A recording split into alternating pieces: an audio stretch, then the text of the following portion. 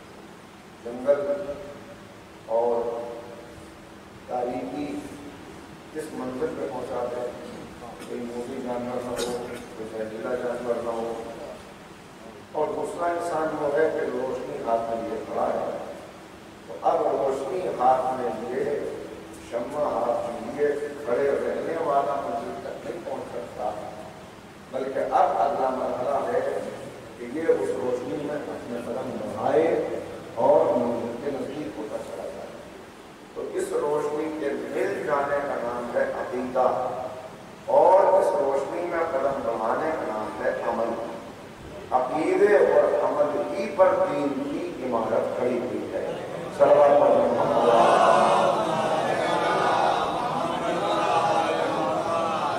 اگر عقیدہ صحیح نہ ہو، یعنی بنیاد ہی نہ ہو، تو پھر عمارت کھڑی نہیں ہو سکتی، اور اگر عقیدہ ہو مگر عمل نہ ہو تو پھر حق نہیں پہنچتا کہ اپنے آپ کو اللہ والا کہے، اپنے آپ کو اللہ کا مطیع و فرمانبردار کہے، جب تک کہ اس کی راہ پر نہیں چلے۔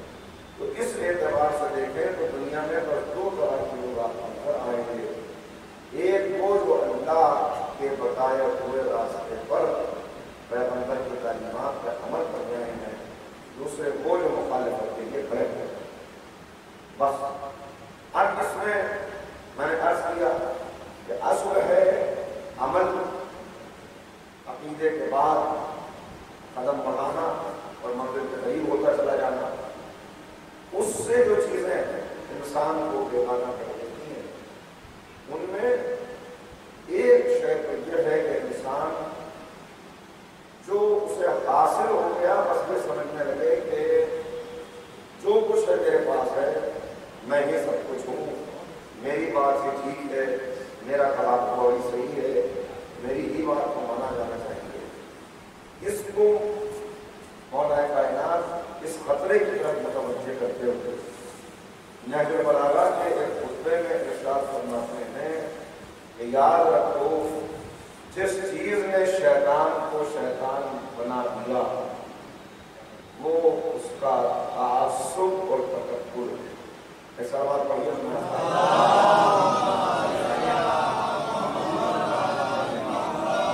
نہج البلاغہ کے طویل خطبوں میں سب سے طویل خطبہ یہ خطبہ ہے، خطبہ نمبر 192 کہیں 190 بھی ہے، نام ہے خطبے کا خطبہ قاصیہ۔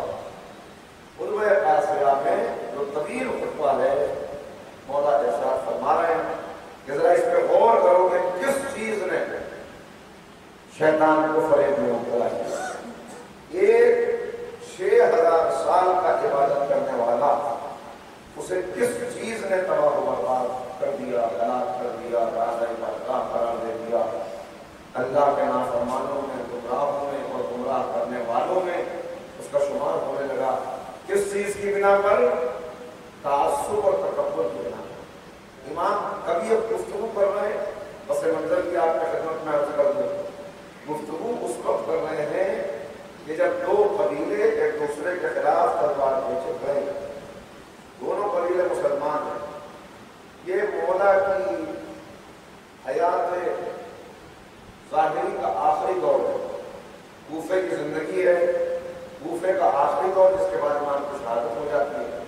یہ اس سے کچھ پہلے کا واقعہ ہے کہ دو قبیلے جن کو اسلام نے ایک کیا، اسلام نے تعصب اور تکبر کو ختم کیا، اب یہ ایک دوسرے کے مقابلے میں کھڑے ہیں، تلواریں کھینچی ہوئی ہیں اور نوجوان ایک دوسرے کا خون بہانے پر آمادہ ہے۔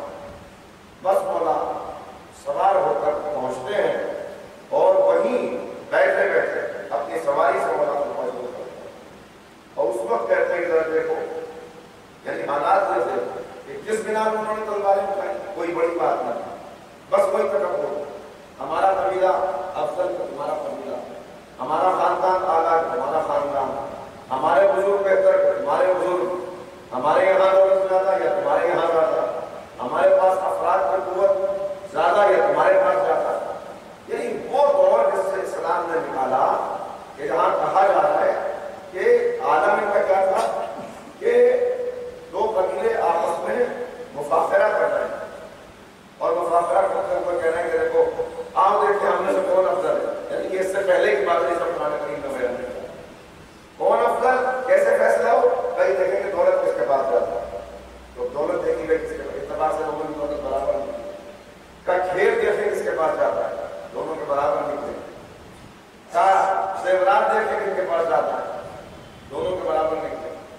یہاں تک چلتے چلتے آخر میں بات یہ پہنچی جب فیصلہ نہیں ہو پا رہا، سب چیزیں قریب قریب برابر نکل رہی ہیں کہ کون افضل ہے، تو اب یہ قبیلے نے کہا کہ آؤ اپنے قبرستان کی قبریں گنیں گے کس کی قبریں زیادہ ہوں، جن کی قبریں زیادہ ہوں گی وہ گویا افراد کی قوت زیادہ وہ افضل ہو۔ اس کو قرآن کریم نے کہا کہ دیکھو کیا ہے تمہارا معیار کہ تم قبروں کے ذریعے سے مرے ہوئے لوگوں کو شمار کر کے ان کے ذریعے سے افضلیت ظاہر کرنا چاہتے ہیں، اور پھر مولا کائنات نے کس پر خطبہ کیا، اس پر بھی بات آگے آ گئی۔ اب یہ تو دور جاہلیت تھا جس کو اسلام نے ختم کیا، کہ کس چیز کے اوپر ناز کر رہے ہو، فخر کر رہے ہو، یا ایھا الانسان یا ایھا الناس انا خلقناکم من ذکر و انثی وجعلناکم شعوبا وقبائل لتعارفوا ان اکرمکم عند اللہ اتقاکم۔ قرآن کریم نے یہ اصول دیا کہ یہ افراد کی طاقت، یہ دولت، یہ سرمایہ، یہ مویشی، یہ زمینیں، یہ باغات، یہ نہیں ہے برتری کا معیار، اور یہ نسل اور رنگ اور علاقہ اور زبان یہ بھی نہیں ہے برتری کا معیار۔ بس ایک معیار ہے انا اکرمکم عند اللہ اتقاکم، جو تم میں زیادہ تقوی والا ہے وہ اللہ کے نزدیک بڑا ہے، جس کے پاس تقوی نہیں ہے وہ اللہ کے نزدیک رسوا، ذلیل، پست ہے۔ یہ معیار دیا، اس معیار کو پھر بدل رہے ہیں، اور اسی معیار کے بدلنے کا نتیجہ یہ ہے کہ یہ آپ جو دیکھیں کہ قدیم میں جو انکار تھا وہ کس لیے کہ قبیلے تھے اس وقت جو آگے سامنے، یہ قوس ہے، یہ خزرج ہے، اس وقت کے دو بڑے قبیلے قوس اور خزرج، انہوں نے کہا کہ پیغمبر کا جانشین قوس میں سے نہیں ہو سکتا، خزرج میں سے ہوگا، انہوں نے کہا کہ تم میں سے نہیں ہو سکتا، ہم میں سے ہوگا، اور یہ ساری بحث وہاں پر چل رہی تھی، جس کے نتیجے میں آپ دیکھیے گا کہ کیا ہوا، اور غریب کا انکار ہوا۔ ہر دور میں یہ بحث ہے، اتنا زیادہ ہو چکی یہ تعصب، یہ تکبر پھر اتنا زیادہ سر اٹھا چکا کہ مولا کو یہ کہنا پڑا جب پہلی مرتبہ لوگ آئے کہ مولا ہم چاہتے ہیں کہ آپ ہمارے قائد بنے، آپ ہماری رہنمائی کریں، ہم بھٹک گئے، ہر طرف تاریخی ہے، تو مولا نے یہی کہا کہ اب جاؤ تلاش کر دو کسی اور کو، یہ بتاؤ کہ میرے اندر وہ کیا خوبی ہے جو اس وقت نہیں تھی اور اب پیدا ہو گئی، بہت توجہ، وہ کون سی خوبی ہے جو اس وقت نہیں تھی اور اب پیدا ہو گئی کہ اب تم میرے پاس آؤ، چلے جاؤ میرے پاس سے ہٹ جاتا۔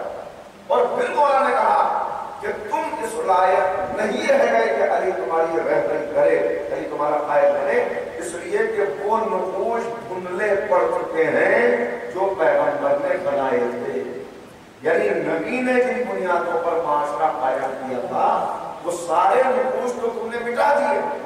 اب کتنے اس کو علماء نے باقاعدہ ڈسکس کیا کہ کیوں مولا انکار کر رہے تھے، انکار اس لیے کر رہے تھے کہ علی یہ دیکھ رہے تھے کہ میری عدالت ان سے برداشت نہیں ہوگی، میرا دین پر ان کو چلانا یہ ان سے برداشت نہیں ہوگا، لہذا مولا کہہ رہے چلے جاؤ۔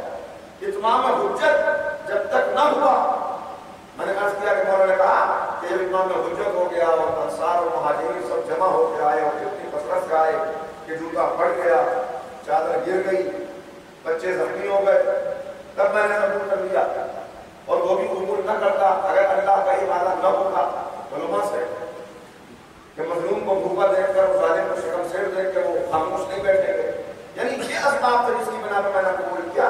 اور اب جب آخری دور ہے تو پھر کھڑے ہوئے، تو اب مولا نے یہاں پر یہ خطبہ ارشاد فرمایا، خطبہ قاصرہ، نہج البلاغہ کا سب سے طویل خطبہ۔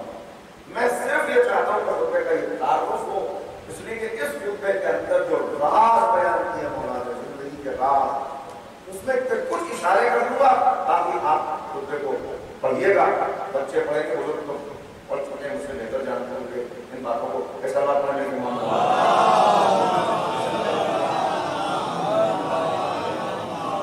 ایک اشارہ کسی موقع میں کیا تھا کسی وقت، تو پہلی بات مولا نے کہی کہ ذرا یہ دیکھو کہ کس چیز نے شیطان کو تکبر میں مبتلا کیا، بہکا دیا، بھٹکا دیا۔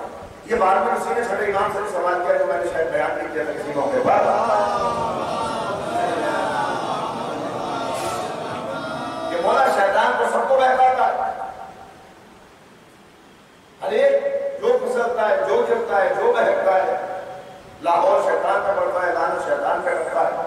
شیطان سب کو بہکاتا ہے، شیطان کو کس نے بہکایا؟ تو امام کا جواب تاریخ میں محفوظ ہے. امام نے کہا کہ ہر انسان کے اندر ایک شیطان موجود ہے. شیطان کے اندر بھی وہ شیطان موجود تھا. یعنی یہ الفاظ میرے کہ ہر انسان کے اندر ایک شیطان ہے، ہر انسان کے اندر ایک شیطان ہے. کہ وہ تو عابد تھا، عبادت گزار تھا، مگر اس کے اندر ایک شیطان موجود تھا، اس نے اس کو بہکا دیا. وہ کون سا شیطان؟ تب وہ ہے انسان کا نفس. یہ نفس انسان میں بھی ہے، جنات میں بھی ہے. انسانوں کو بھی بہکاتا ہے، جنات کو بھی بہکاتا ہے. تو پہلا مرحلہ اسی نفس کو قابو میں کر لینا، اسی نفس سے جہاد کرنا. اسی لیے نبی نے کہا اے میرے اصحاب، بڑا جہاد تو کر لیا میدان جنگ میں جا کر، چھوٹا جہاد تو کر لیا، اور وہ بڑا جہاد بھی کرے. کہ یا رسول اللہ، جتنے زخم کھائے، اتنا مقابلہ کیا، جتنی پریشانی اٹھائی، اتنا بدن سے دور رہے، یہ چھوٹا جہاد ہے. تو بڑا جہاد کون سا ہے؟ کہاں میدان جنگ میں جا کر دشمن کا مقابلہ کرنا، یہ جہاد اصغر ہے. اور اپنے اندر کے حیوان کا مقابلہ کرنا، یہ جہاد اکبر، یہ جہاد اکبر ہے. بڑے موزی کو مارا، نفس امارہ کو گر مارا، نہنگو اژدہاؤ شیر نر مارا تو کیا مارا. گیا شیطان مارا، ایک سجدے کے نہ کرنے سے اگر لاکھوں برس سجدے میں سر مارا تو کیا مارا. تو شیطان کو اس نے لگایا کہ نفس نے. یہ مولا ارشاد فرما رہے کہ دیکھو غور کرو، اس کی نظر مار دے پر سے. اور پھر کہا کہ ذرا اس پر توجہ کرو کہ کیا اللہ جو قادر و قدیر ہے، اللہ جو علی کل شیء قدیر ہے، جو خالق ہے، مالک ہے، احسن الخالقین ہے، یہ ممکن نہیں تھا کہ اللہ آدم کو نور اور خوشبو سے پیدا کرتا. یہ امام کا پہلی دلیل، پہلی بات ہے بیان ہے. نور اور خوشبو سے پیدا کرتا تو مولا کہہ رہے ہیں ایسے نور سے پیدا کر سکتا تھا کہ جس سے آنکھیں چندیا جاتا، نگاہیں خیرہ ہو جاتی. اور ایسی خوشبو سے پیدا کر سکتا تھا کہ جو سانسوں کو جکڑ لیتے. ایسے نور اور خوشبو سے آدم کو پیدا کر دیا ہوتا. تصور میں کبھی یہ بات آ سکتی ہے انسان کے؟ تو اس بات کو مولا نے بیان کر دیا. کہا کہ نہیں کر سکتا تھا. تو امام جواب دے رہے ہیں کہ اللہ کر سکتا تھا، اللہ قادر و قدیر ہے. لیکن اگر اللہ نے ایسا کیا ہوتا تو پھر امتحان کیسے ہوتا، پھر پتہ کیسے چلتا کہ فرشتہ کون ہے، شیطان کون ہے. صلی اللہ علیہ محمد علیہ وسلم.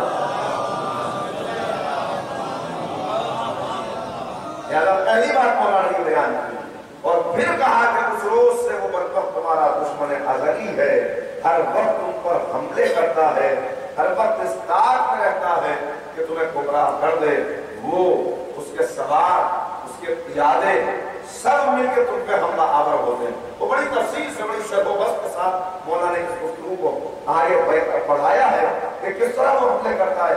وہ آپ دیکھیے کہ میں اشارے کر رہا ہوں. صرف کہا وہ تمہاری آنکھوں میں نیزے گاڑتا ہے. یہ نیزے ظاہر ہے لوہے کے نیزے نہیں ہوتے، بنے اوپر فولاد کے لوہے. نیزے گاڑتا ہے یعنی تمہاری آنکھوں کے اوپر حملہ کرتا ہے، تمہارے کانوں پہ حملہ کرتا ہے. ہوا پھونک دیتا ہے تمہارے کانوں میں، وسوسے ڈال دیتا ہے تمہارے دلوں میں، نکیل ڈال کے تمہاری ناک میں کھینچتا ہے تم کو، اور تمہارے سر میں غرور و تکبر پیدا کر دیتا ہے. یہ ہر وقت تم پر حملہ آور ہے، غافل نہیں ہے.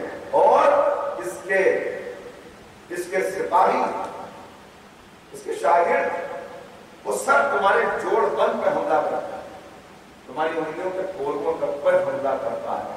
تمہیں اس سے ہوشیار رہنا ہے. کن سے کہہ رہے ہیں؟ وہ جو تلواریں کھینچے کھڑے ہیں. پس منظر کیا ہے میں نے بیان کر دیا.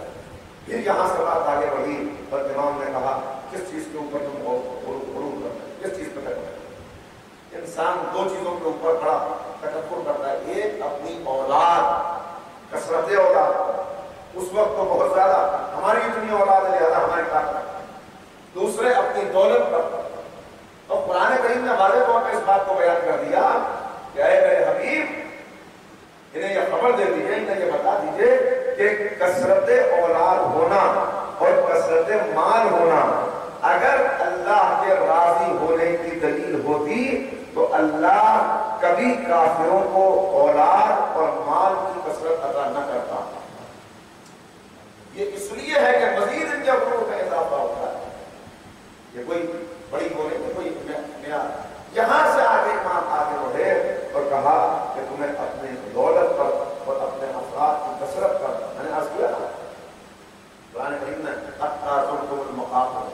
کہہ کے بیان کیا، قبروں کو گن رہے ہو جیسے بھی ادب ہوتا ہے.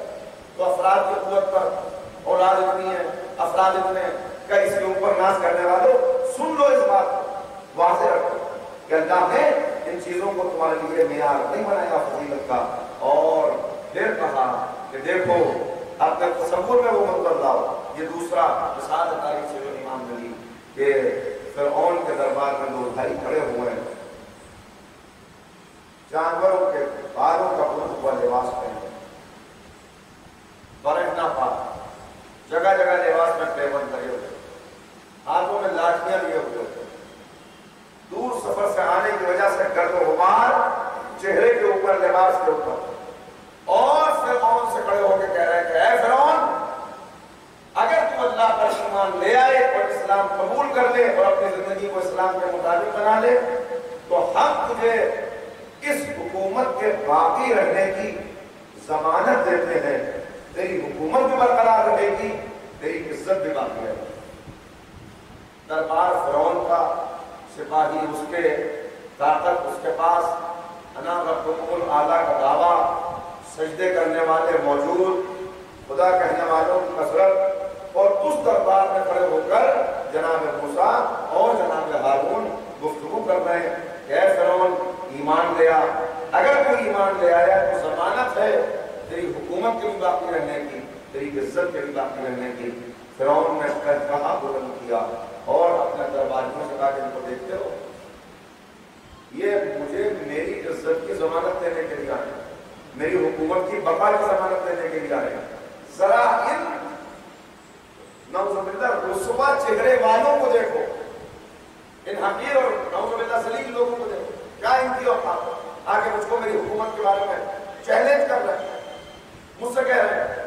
اور پھر کہا فرعون نے، یعنی مولا بتا رہے کہ دیکھو ذرا غور کر لو اس پہ. فرعون نے کہا اگر تم میں اتنا ہی دم خم ہے، اگر تم اتنی ہی بڑی بات کرنے کے لیے آئے تو پھر تمہارے ہاتھوں میں سونے کے زیورات ہونے چاہیے تھے، تمہارے لباس قیمتی ہونے چاہیے، تمہیں بڑی شان و شوکت کے ساتھ آنا چاہیے تھا. یعنی مولا بتا رہے ہیں کہ جو کسی کی بزرگی کا معیار دولت اور لباس کو سمجھے وہ فرعون کی فکر والا ہے، موسیٰ کی فکر والا ہے. سلام علیکم محمد والے.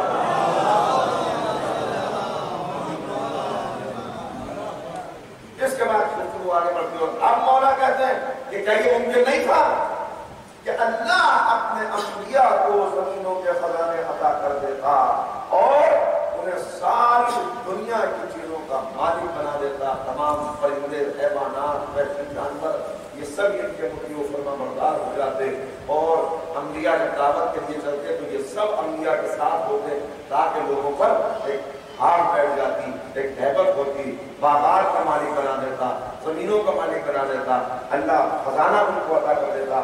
کہا کہ کیوں نہیں عطا کر سکتا؟ اللہ کے نزدیک اس خزانے کی اس کی قیمت کیا ہے؟ اس دنیا کی قیمت کا مکھی کے پر کے برابر، اس سے بھی حقیقت نہیں عطا کر سکتا. پھر کہا لیکن اگر ایسا ہوتا تو پتہ کیسے چلتا کہ کون اس دولت کی وجہ سے نبی کا اطاعت گزار بنا ہے اور کون اللہ کی معرفت حاصل کر کے نبی کا اطاعت گزار بنا. یعنی امام بتا رہے ہیں ہر قدم پہ آزمائش ہے، پوری زندگی آزمائش، اسلام نام ہے آزمائش کا، اس کو دیکھتے چلے جاؤ. پھر اس کے بعد گفتگو آگے بڑھی اور اب عجیب بات مولا نے بیان فرمائی. کہنے لگے ذرا غور کرو، ذرا دیکھو تو صحیح کہ اللہ نے پتھروں کے ذریعے سے اپنے بندوں کو آزمایا. پتھر کہا کہ پتھر جو نہ دیکھ اور سن سکتے ہیں، نہ نفع اور نقصان پہنچا سکتے ہیں، اللہ نے انہی پتھروں سے اپنا گھر بنوا دیا. یہ تیسرا موقع آزمائش کا، انہی پتھروں سے اللہ نے اپنا گھر بنوا دیا. اور پھر آدم سے لے کر قیامت تک تمام انسانوں کے لیے پیغام بھیج دیا کہ آئیں اس محترم گھر کا طواف کریں، آئیں اس محترم گھر کا طواف کریں. مولا کہتے ذرا اس پر غور کرو، کیا یہ نہیں ہو سکتا تھا کہ یہ گھر یاقوت سرخ کا اور عقیق کا بنا ہوتا، پتھروں کا گھر؟ کیا یہ نہیں ہو سکتا تھا کہ ایسی جگہ پر جو گھر ہے کار رکھا بھی ایسی کہ جہاں دیکھتے چلے جاؤ ہر طرف نظر دوڑاؤ، سنگلاخ وادیاں ہیں، سخت موسم ہے، گرمی کی شدت ہے، مویشی پروان نہیں چڑھتے، فصلیں پیدا نہیں ہوگی، ایسی جگہ کے اوپر کہتے ہیں کیا نہیں ہو سکتا تھا کہ آپ نے تو سرخ سے بنواتا؟ کیا یہ ممکن نہیں تھا کہ اللہ ایسی جگہ پہ اس گھر کو قرار دیتا کہ جہاں نہریں ہوتی، باغات ہوتے، میوے ہوتے، مختلف قسم کی رنگینیاں ہوتی، بڑے اچھے مناظر ہوتے، زمین پہ کتنی ایسی جگہ ہیں، ایسی جگہوں پہ کہیں قرار دے دیتا؟ اور پھر فرماتے ہیں اگر ایسا کر دیا ہوتا تو پتہ کیسے چلتا کون حج کرنے کے لیے آیا ہے، کون تفریح کرنے کے لیے آیا ہے، کون حج کرنے کے لیے آیا ہے، کون تفریح۔ اور یہ دور جو چل رہا ہے، یہ زمانہ جس سے ہم گزر رہے ہیں، اس کے لیے بتایا گیا کہ یہ زمانہ ہی وہ ہے کہ جب اللہ کا گھر عبادت گزاروں سے خالی ہو جائے گا۔ آنے والوں کی کثرت ہوگی لیکن عبادت گزاروں سے طویل حدیث جس کا مفہوم اور پیغام یہ ہے کہ ذرا غور کرو، آنے والے آئیں گے مگر کیوں؟ امیر کس لیے آئیں گے کہ تفریح کر سکیں، متوسط درجے کے لوگ اس لیے آئیں گے کہ تجارت کر سکیں، اور غریب اس لیے آئے گا کہ حاجی کا ٹائٹل اس کے ساتھ لگ جائے تاکہ اس کی کچھ معاشرے میں عزت ہو جائے۔ یہ اس زمانے کے نقشے ہیں، مگر یاد رکھیے گا نہ ہر امیر ایسا ہے، نہ ہر غریب ایسا ہے، نہ ہر متوسط ایسا ہے۔ حکم اکثریت پہ لگایا جاتا ہے کہ اکثریت ایسی ہو جائے گی، اکثریت بگڑ جائے گی، ورنہ اگر اچھے امیر نہ ہوتے، اگر اچھے غریب نہ ہوتے تو دنیا کا زمین سمیٹ دی جاتی ہے، ختم ہو جاتی ہے دنیا۔ ابھی اچھے لوگ موجود ہیں لیکن اکثریت ایسی ہو جائے، اور اس سے بڑھ کے مولا فرمایا مسجدیں آباد ہوں گی، کثرت ہوگی نمازوں کی، مگر دل عبادت کی لذت سے خالی ہوں گے، دل معرفت سے خالی ہوں گے، ایک دوسرے کے پاس کھڑے ہوں گے مگر جو جملہ مولانا نے استعمال کیا اجسادہم قریبا وقلوبہم بعیدا، ان کے جسم تو قریب ہوں گے مگر دل بہت دور ہوں، ایک دوسرے سے بہت دور ہوں، کھڑے ہوئے پاس ملاقات کر رہے ہیں اچھی طرح سے مگر دل بہت دور، دلوں میں بہت فاصلہ۔ تو یہ سب بیان کرتے ہوئے بس آخری بات تو اس سلسلے کی مولانا نے بیان کہا کہ دیکھو یہ سلسلہ چلتا چلا آیا یہاں تک کہ جس دھوکے میں تم مبتلا ہو رہے ہو اسی دھوکے میں قریش مبتلا تھے، قریش مبتلا تھے۔ کہا کہ انہوں نے پیغمبر کی آواز پر لبیک نہ کہا، اور نبی کریم سے کہا کہ ہم آپ کو کیسے نبی مان لیں جبکہ آپ ہمارے ہی درمیان پر مان چڑھے۔ اللہ نے بھیجا تھا، بھیجنا تو اللہ کو کسی فرشتے کو نبی بنا کے بھیجنا چاہیے۔ عرض کر چکا ہوں کہ یہ تمنا کیوں کرتا ہے بندہ کہ فرشتہ نبی بن کے آتا، اس لیے کہ فرشتہ دور دور رہے گا، وہ روکے گا نہیں۔ فرشتہ نبی، فرشتہ ہادی بن ہی نہیں سکتا تھا۔ اگر فرشتہ ہادی بنتا تو اتنی لمبی لمبی زبانوں والا جو آج کہہ رہا ہے کہ فرشتے کو ہادی بنا دیا گیا ہوتا، یہی فرشتے کا ہاتھ ہلا کے کہتا کہ تجھے کیا معلوم نیند کی لذت کیا ہوتی ہے، اس لیے کہ تجھ کو تو نیند آتی نہیں ہے۔ لہٰذا ہم سے تقاضا کر رہا ہے کہ صبح اٹھا کرو نماز کے لیے، تجھے نیند کی لذت کیا ہوتا؟ اگر تجھے نیند آتی ہوتی تو بتاؤ، تجھے کیا معلوم کہ بیوی سے جھگڑا ہوتا ہے تو گھر کا ماحول کیا ہوتا ہے، اس لیے کہ تیرے تو خاندان میں نہ بچے۔ لہذا ایسا ہادی بن ہی نہیں سکتا تھا۔ ہادی اسی کو بننا تھا کہ جو بندوں کے درمیان رہے، وہی سارے مسائل ہوں، وہی ساری پریشانیاں ہوں، اور پھر بندوں کے لیے نمونہ عمل بن جائے، اور ایسا نمونہ عمل کہ باپ کے لیے بہترین باپ ہو اور اس کی صورت میں نظر آئے، اولاد کے لیے بہترین اولاد، بہترین شوہر، بہترین قائد، بہترین حاجی، بہترین جنگجو، بہترین امن و صلح کا پیغام دینے والا، ہر اعتبار سے جو نایاب ہو، بہترین ہو، اسی کو کہتے ہیں، اور اس صفحے ہدایت کے صفحے اول پر حضرت محمد مصطفیٰ صلی اللہ علیہ وسلم تو کہا کہ اللہ کے نبی سے یہ اعتراضات کرنے کے بعد آپ کا کلام نازل ہوتا ہے آپ؟ اچھا، یہ ساری تو وہی باتیں جو پہلے کتابوں میں آ چکی ہیں،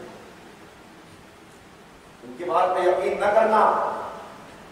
یہ غلام خرید کے لائے جنہوں نے کمرے میں بند کر رکھا ہے، کسی کو دکھاتے نہیں، وہ پڑھا لکھا غلام، وہ پرانی کتابوں سے پڑھ پڑھ کے باتیں بتاتا ہے اور یہ آپ کو بیان کر دیتے ہیں کہ یہ اللہ کا کلام نازل ہوا، نعوذ باللہ، یہ الزامات پیش کراتا ہے، وہ بتاتا ہے کہ وہ بیان کرتے ہیں، کچھ ان کی اپنی باتیں ہوتی ہیں، کچھ پرانے کلام ہوتے ہیں، اور کچھ کو غلام ان کی مدد کرتا ہے جہاز۔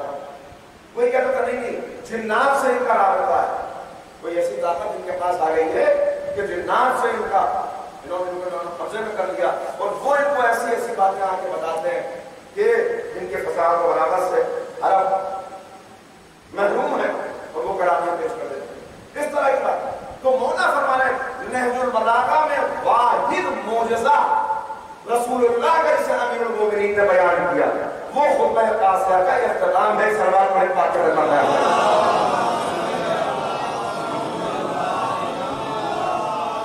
مولا فرماتے ذرا غور کرو، دیکھو یہ اعتراض کرنے والے یہ سب جمع ہو کے آئے، اور انہوں نے پیغمبر سے کہا کہ اچھا اگر آپ اللہ کے نبی ہیں تو وہ سامنے جو درخت ہے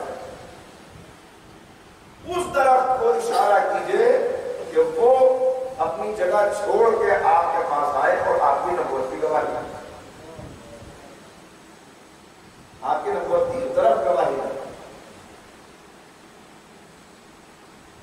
پیغمبر نے جو ارشاد فرمایا، اللہ اکبر، ہماری جانیں قربان ہو جائے، کہا وہ درخت کو گواہی دے گا، مگر میں جانتا ہوں تم اس کے بعد بھی ایمان نہیں لاؤ گے۔ درخت گواہی کیوں جانتا ہوں؟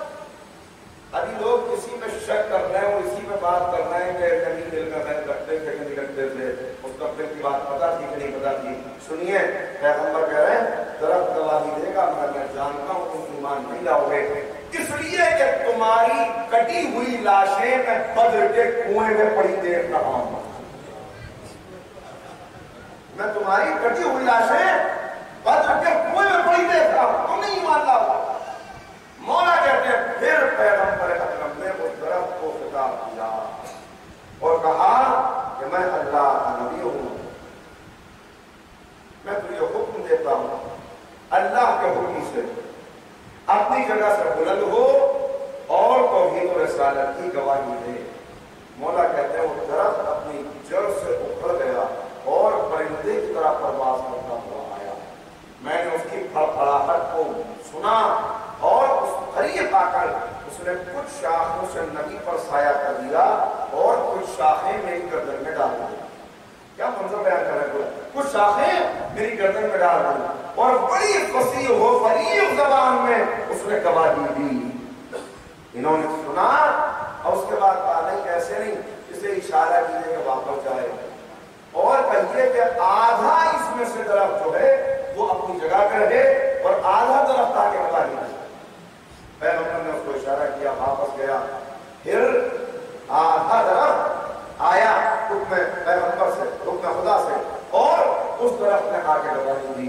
مولا کہتے ہیں کہ یہ ایسا لمحہ تھا، یہ ایسا لمحہ تھا کہ آدھا درخت اڑتا ہوا آیا، اس نے گواہی دی اور میری زبان سے فوراً نکلا اشہد ان لا الہ الا اللہ واشہد ان محمد رسول اللہ۔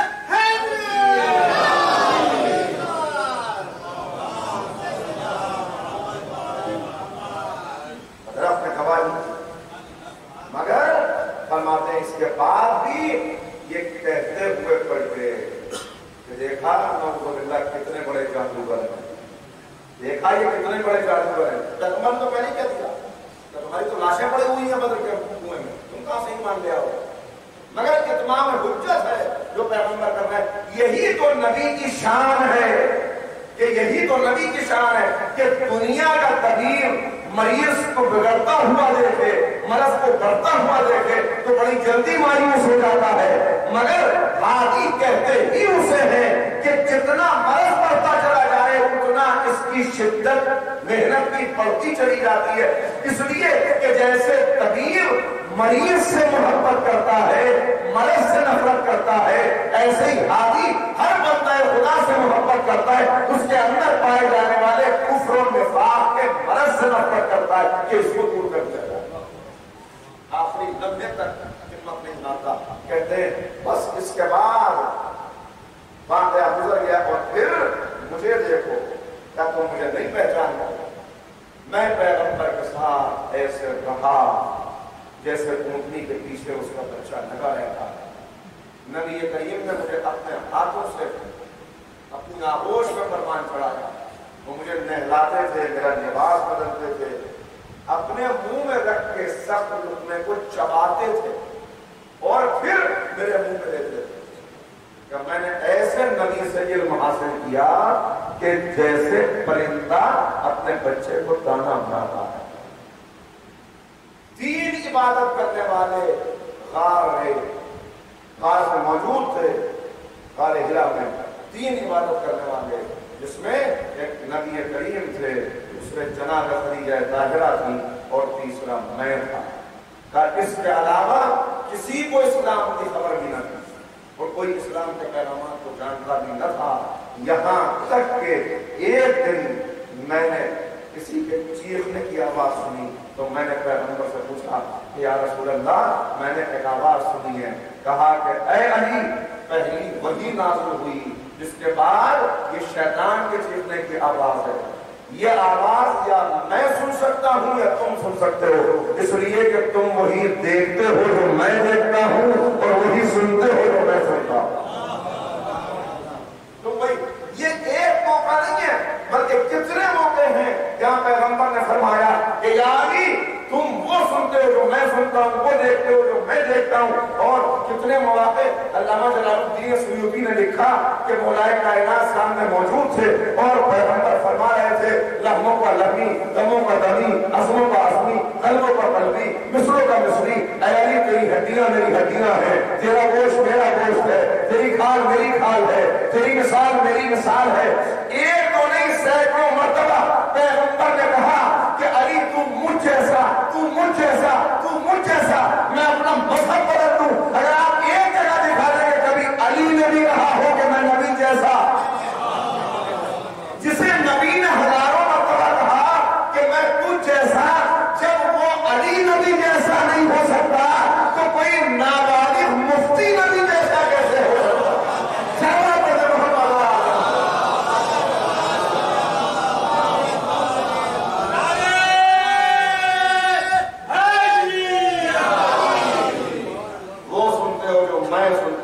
وہ دیکھتے ہو جو میں دیکھتا ہوں. بس یہی سبب ہے پیغام دے رہے مولا بتا رہے ہیں کہ دیکھو ہر قدم پر دیکھ لو آزمائش ہے، امتحان ہے اور ان امتحانوں سے تمہیں گزارا جا رہا ہے. پیغمبر کا انکار کرنے والے انکار کر رہے تھے معجزہ دیکھنے کے بعد بھی، لیکن جو میں نے آپ کو خدمت میں کل بات کی تھی کہ آپ دیکھتے چلے جائیں اکثریت انکار کرتی ہے، اکثریت مقابلے پر آ جاتی ہے. لیکن ہر دور کے اندر اللہ کے کچھ ایسے نیک بندے موجود ہیں کہ جو ہمیشہ نبی کی آواز پر لبیک کہتے ہوئے نبی کے قدموں پر اپنا سر رکھ دیتے ہیں، نبی کے پسینے پر اپنا خون بہا دیتے ہیں، اپنی جان قربان کر دیتے ہیں. انبیاء کا کل سلسلہ بیان کیا کہ ہر نبی کے دور میں ایسی آزمائش ہوتی رہی، ناکامی ہوئی. اسی لیے آج یہ خطبہ جو پورا آزمائش پر ہے یہ آپ کے خدمت کا بیان کیا کہ پیغمبر کے دور میں آزمائشیں ہوئی، ایسی سخت آزمائشیں تھی اور ان آزمائشوں میں کتنے ناکام ہونے والے تھے، کتنے کامیاب ہونے والے تھے. لیکن دور اول میں جو پیغمبر کے مددگار ہیں، جو محسنان اسلام ہیں، جن کو ہم اکثریت جانتی بھی نہیں، جن کے احسانات کی خبر نہیں، جنہوں نے کیا کیا دیا اسلام کے لیے پتہ نہیں. میں پھر آپ سب کو متوجہ کرتا ہوں، یہ کھڑے ہوئے کیا کہہ رہے تھے؟ کبھی کہہ رہے تھے چاند دو ٹکڑے کیجیے، کبھی کہہ رہے تھے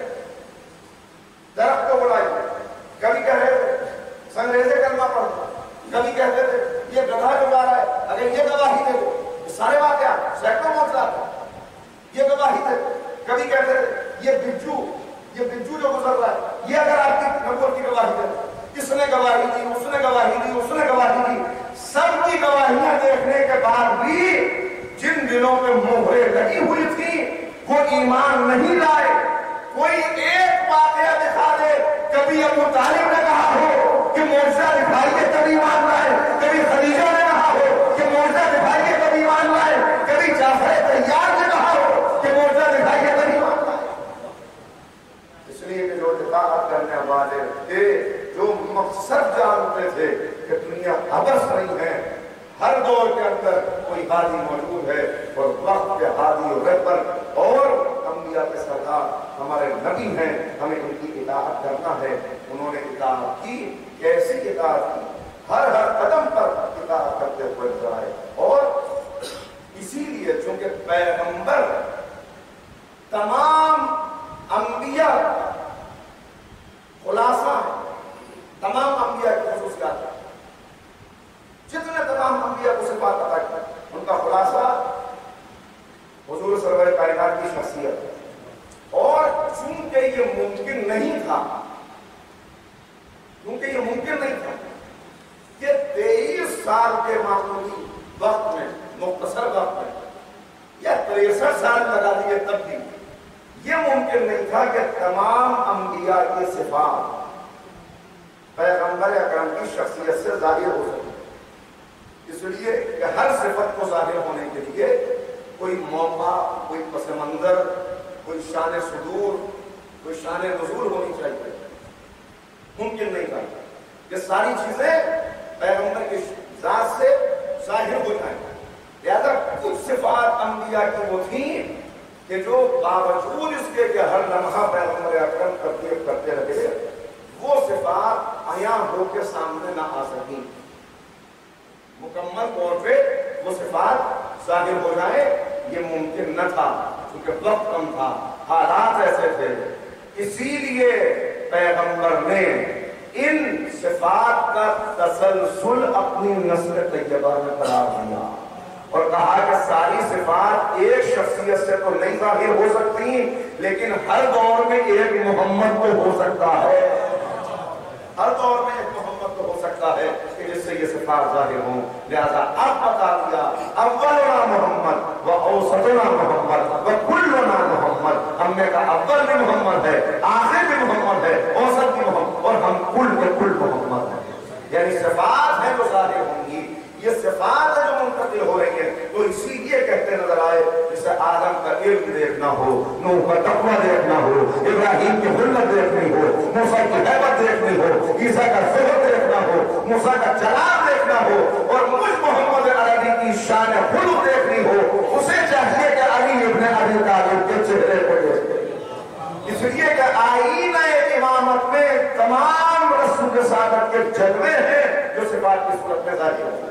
اور اب سمجھیں، بس آخر کلام میں ایک بات اور عرض کرنا چاہتا ہوں، اب سمجھیے اور غور کیجیے گا اس بات کہ آخر اتنی آبادی مسلمانوں کی ہوتے ہوئے ابن اسیر نے لکھا، طبری نے لکھا کہ سید الشہداء کے دور میں تقریباً 9 کروڑ مسلمان تھے جو 3 بر اعظم میں آباد تھے۔ 9 کروڑ مسلمان، ان 9 کروڑ مسلمانوں میں سے اگر ایک شخص بیعت نہ کرتا تو کیا ہوگا؟ سب نے صرف ہم کر دیا تھا نا، سب نے بیعت کر لی تھی نا، پھر کیوں ایک شخصیت پر اتنا زور اور کسی سے بیعت کا سب سے پہلے تقاضا نہیں ہوتا؟ یہ بھی آپ کی خدمت میں ہوتا ہے۔ اور یہ سوال بیعت جو ہے یہ صرف یزید کا سوال نہیں ہے۔ میں آپ کی خدمت میں سارے تو نہیں کر سکتا، لیکن آپ دیکھیں سب نے لکھا اس بات کو کہ جب یزید کے باپ کا انتقال ہوا تو یزید تو موجود بھی نہیں تھا، یزید موجود نہیں تھا، مگر یہ خط پہلے سے موجود تھا کہ جیسے ہی میں اس دنیا سے جاؤں، جیسے ہی میں اس دنیا سے جاؤں، سب سے پہلے قاصد کو سواری پر سوار کر کے مدینے بھیجنا اور حسین ابن علی کی بیعت کرنا۔ سوال بیعت یزید کا نہیں ہے، یزید موجود نہیں ہے، 3 دن تک نشے میں پڑا ہوا ہے، باپ کے نماز جنازہ میں بھی موجود نہیں تھا، بعد میں آیا جو سپہ سالار تھا فوج کا، اس نے نماز جنازہ پڑھا، بعد میں آیا قاصد روانہ کیا جاتا ہے، پھر وہی سوال بس اتنی گفتگو کے بعد میں حسن اس پر نکالنا چاہتا ہوں، ایک مرتبہ سوال پڑھنا۔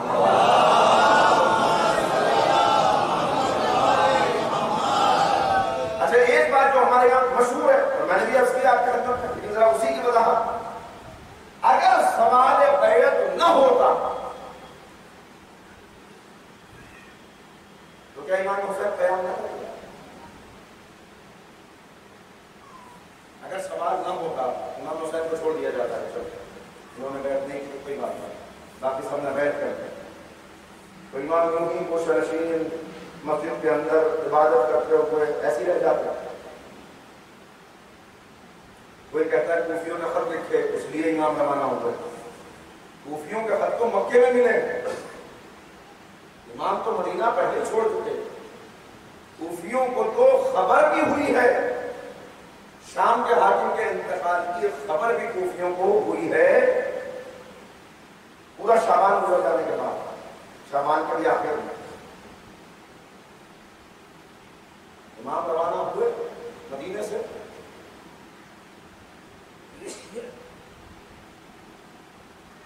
بیعت کا سوال ہوا اس لیے حسین اٹھے، اگر سوال بیعت نہ ہوتا تو کربلا نہ ہوتی۔ کربلا یزید کے سوال بیعت کا نتیجہ نہیں ہے، حسین کی انبیاء کی وراثت کا نتیجہ ہے۔ حسین جو انبیاء کی وراثت لیے ہوئے ہیں اس کا نتیجہ ہے کربلا۔ بیعت کا سوال ہوتا یا نہ ہوتا، جو ظلم ہو رہا تھا، جو زیادتی ہو رہی تھی، جو دین پہ گزر رہی تھی، اس کا لازمی نتیجہ تھا کہ فرزند رسول قیام کرے۔ انتظار کس بات کا تھا؟ خاموش ہو رہے 10 سال تک، انتظار تھا کہ صلح نامے کی آخری شرط بھی پامال ہو جائے تاکہ اس کے بعد کوئی گنجائش نہ رہے۔ صلوات علی محمد و آلہ محمد۔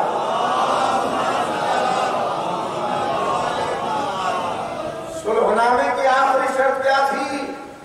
جب تک تم ہو حاکم ہو، جب تم دنیا سے چلے جاؤ گے، حکومت ہم بھائیوں کی طرف پلٹ آئے گی، اس کے بعد تم کو حق نہیں ہوگا کہ اپنے بعد کسی کو معین کرو۔ یہ 10 سال کی خاموشی نہیں تھی، بلکہ میدان منا کا خطبہ 58 ہجری کا، اس سے پہلے کا خطبہ 57 ہجری کا، 61 ہجری میں کربلا ہے۔ ان سارے خطبات کو سامنے رکھیں تو واضح ہو جائے گا کہ امام کو بہت پہلے سے کربلا کی تیاری کر رہے تھے، تمہید فراہم ہو رہی تھی، زمینہ فراہم ہو رہا تھا، ذہن سازی کی جا رہی تھی، خطوط لکھے جا رہے تھے، خطبے دیے جا رہے تھے، کون کو کس کو خطوط لکھے، کون سے خطبے دیے، جواب آگے کی تقریر میں عرض کروں گا، مگر اس وقت صرف اتنا کہ امام کا ظلم کے خلاف کھڑا ہو جانا یہ تمام انبیاء کی وراثتوں کا نتیجہ ہے، اس لیے کہ حسین صرف محمد کے بیٹے کا نام نہیں ہے، حسین آدم کے وارث کا نام ہے، ابراہیم کے وارث کا نام ہے، نوح کے وارث کا نام ہے، ان تمام انبیاء کی وراثتوں کا نتیجہ ہے کہ اب ان تمام کی زندگی کا ماحصل دین اس کو محفوظ کرنا ہے، تو اب ابراہیم نہیں تو حسین ابراہیم بن جائیں گے، اب موسیٰ نہیں تو حسین موسیٰ بن جائیں گے، اب عیسیٰ نہیں تو حسین عیسیٰ بن جائیں گے۔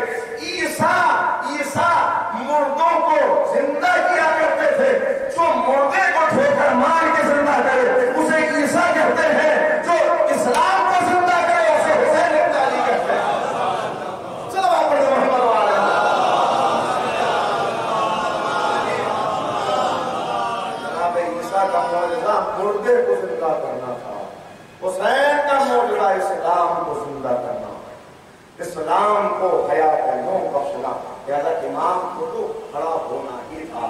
اب کیوں دیکھیے یہ بھی آپ کے خدمت کا عرض کروں گا آنے والی تقریب میں، اگر کتنا خیال رہے حسین کا اعزاز کیا ہے۔ مکے کی زندگی تک صرف 10 رکعت نمازیں تھیں مسلمان پڑھتے تھے۔ میری بات پر توجہ نہ کیجیے گا، تحقیق کر لیجیے۔ 10 رکعت نماز، ہر وقت کی 2 رکعت نماز مکے کی زندگی کا۔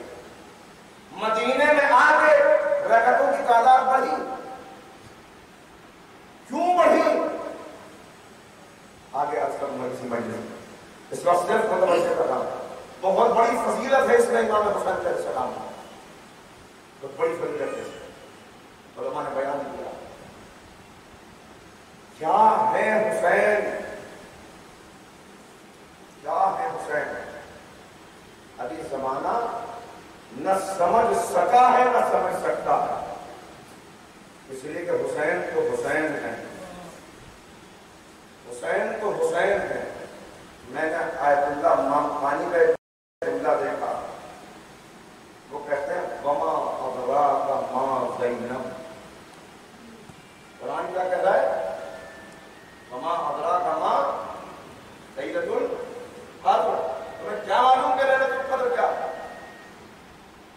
چھٹے امام کیا فرما رہے ہیں؟ وما ادراک ما فاطمہ، تم کیا جانو کہ فاطمہ زہرا کیا؟ اور اسی سے نتیجہ نکال کر امام خانی کہہ رہے ہیں وما ادراک ما زینب، حسین کو جاننا تو بہت دور، تم کیا جان سکتے ہو کہ زینب کیا ہے، زینب کیا ہے؟ جیسے حسین، بس اتنا کہتا ہوں کہ حسین وارث انبیاء، حسین وارث انبیاء ہے، زینب کی وارث انبیاء ہے، اس لیے کہ وارث حسین ہے، اس لیے کہ وارث حسین۔ کیا شخصیت ہے، انشاءاللہ ایک دن گفتگو ہوگی تفصیل کے ساتھ جناب زینب پر، اس وقت صرف اتنا کہ کیا شخصیت ہے۔ مدینہ، مکہ،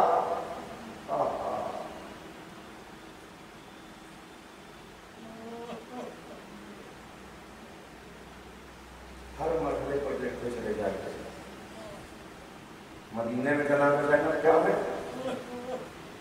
مدینے میں زینب حسین کی روح، جب تک بھائی کے چہرے کی زیارت نہ کرتے اس بہن کو قرار نہیں، یہ ہے مدینہ۔ اسی لیے تو وصیت کی تھی اے عبداللہ زینب حسین کے بغیر زندہ نہ رہ، اگر کبھی کوئی سفر درپیش آ جائے میرے حسین کو، زینب کو جانے کی اجازت ہے۔ عبداللہ نے اجازت دی، قافلہ چلا۔ مکے سے جب قافلہ روانہ ہو رہا ہے، مکے سے جب قافلہ روانہ ہوا ہے تو ایک مرتبہ حضرت عباس کی آواز آئی قافلے کو روک دیا جائے۔ ابھی تھوڑا سا آگے سرحد مکہ سے تھوڑا باہر قافلہ نکلا ہے، قافلے کو روک دیا جائے۔ قافلہ رکا، عبداللہ کیوں قافلہ روک دیا؟ کہا عبداللہ ابن جعفر زینب سے ملاقات کے لیے آ رہے، حسین کا آخری دیدار کرنے کے لیے آ رہا ہے، قافلے والوں کو الوداع کہنے کے لیے آ رہے ہیں۔ زینب نے سنا کہ عبداللہ آ رہے ہیں تو زینب طرف گئی، جیسے ہی عبداللہ آئے سلام کیا، جواب سلام دے کے پہلا جملہ زینب نے یہ کہا عبداللہ آپ شوہر ہیں، شوہر کی اطاعت واجب ہے، اگر آپ اجازت نہیں دیں گے تو میں نہیں جاؤں گی، مگر میں بھائی کے بغیر زندہ نہیں رہ سکوں۔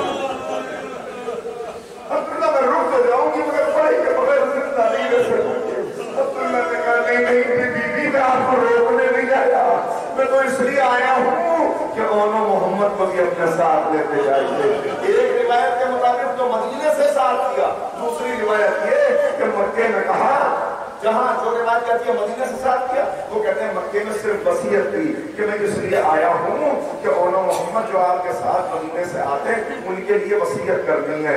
زینب نے کہا کہ ان کو روکنا چاہتے ہیں؟ کہ روکنا نہیں چاہتا، وصیت یہ ہے اگر کبھی آپ کے بھائی کو آ جائے ایک بچے کو اپنی طرف سے قربان کر دیجیے گا، ایک بچے کو میری طرف سے قربان کر دیجیے گا، لیجیے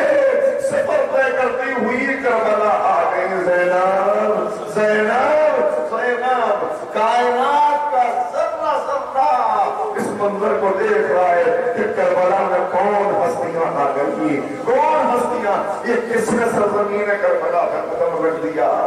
हाँ जनाब ज़ैनब हर मरहले के ऊपर यहाँ तक कि वो वक्त आया, एक मरतबा का फिर जल्दी मेरे भाई को बुला, जनाब मौला आए, का भैया यहाँ से काफिला कहीं आगे बढ़ाओ, का बहन क्या है, का भैया जब से इस जमीन पे कदम रखा किसी बीबी के रोने की आवाज, भैया जैसे ही मैं नाके से उतरी हवा का एक तेज झोंका चला, मेरे सर से चादर उतर गई।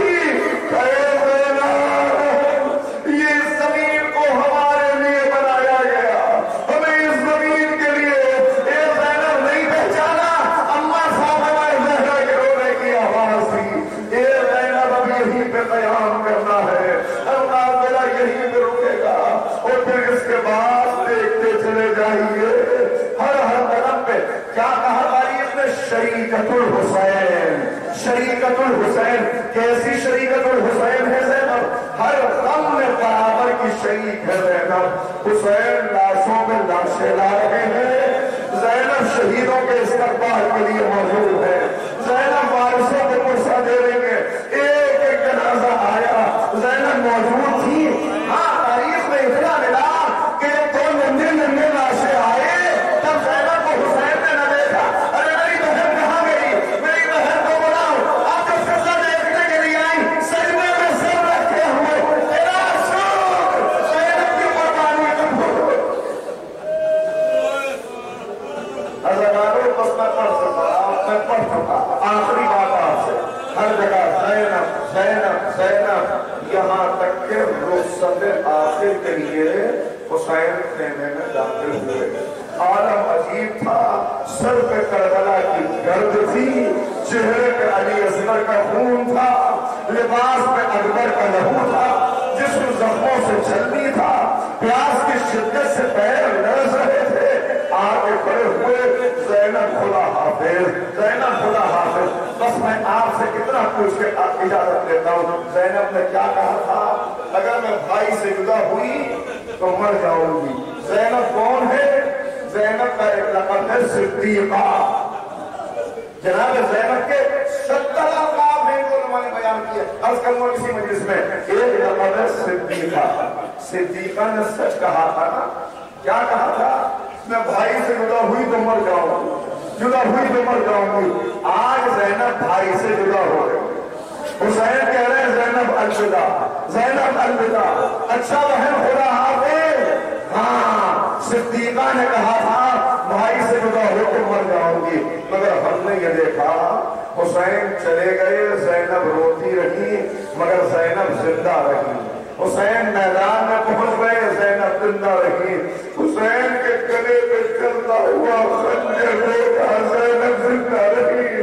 भाई के सर को नौ के नेज़ा पे देखा, ज़ैनब जिंदा रही। भाई के सर पे पत्थर बरसते हुए देखे, ज़ैनब जिंदा रही। ए बीबी, आपने तो कहा था भाई के बगैर मर जाऊंगी, आप तो जिंदा है। खुदा की कसम ज़ैनब मर गई होती अगर हुसैन ने वक्त रुखसत न कहा होगा। ज़ैनब करबला को फतह करना मेरा काम, मैं कुर्बानी बचाना मेरा काम। ये जिम्मेदारी का कौन था जिसने ज़ैनब को मरने नहीं दिया। अब ज़ैनब ज़ैनब नहीं है, मुबल्लिग़ है, करबला है। अब ज़ैनब ज़ैनब नहीं है, खून नातिक़ को पहुंचाने वाली है। अब ज़ैनब जब तक है कि हुसैन का पैगाम का सुना, ज़ैनब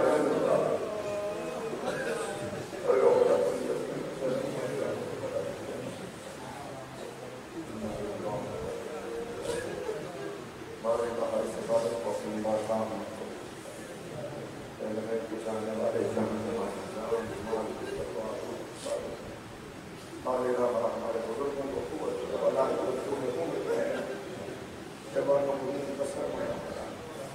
बीमार होने से पैखाना उठा जाए, रोजगार की मुश्किलों में है, बेहतरीन रोजगार है, तो बहुत सारे रोजगार हैं उसमें बरकत जो है हमारे दिलों को हमारे फतेह से लबरेज करना, हमारे کرداروں کو ایسا کر دے کہ ہمارے اہل بیت ہم سے خوشنور ہو جائیں. بار تعالیٰ ہمارے بچوں کو، ہماری نئی نسل کو، بیٹے بیٹیوں کو بار دین اسلام پر مستحکم رکھ اور ان کی عزت و عفت کی حفاظت کر. بار ایمان کے ظہور میں تعجیل انہیں امام کے انصار و ایمان میں شمار. ایک مرتبہ سورہ حمد اور دو مرتبہ سورہ توحید کی تلاوت فرما کر اپنے اپنے مرحومین یہاں جتنے لوگ دفن ہیں ان سب کے لیے اور ان مرحومین کے لیے سید سردار حسین، آمنہ خاتون، سید یاور حسین، مسرور جہاں، سید سجاد حسین، سرفراز حسین، زہیر رضوی، طاہرہ خاتون، ولایت خاتون اور کل ارواح المؤمنین والمؤمنات. بسم اللہ.